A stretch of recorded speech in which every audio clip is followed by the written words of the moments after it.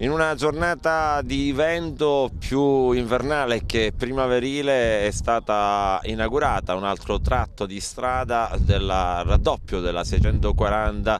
Agrigento-Caltanissetta, una grande soddisfazione soprattutto per il comune di Canicattì e dei comuni dell'Interland, che avranno la possibilità di diminuire ulteriormente il collegamento con i centri più importanti della Sicilia orientale. Sindaco, un altro passo oggi importante per il raddoppio della 640. Allora, prima di tutto un ringraziamento va all'ANAS e anche all'Embledo che, anche avendo avuto delle difficoltà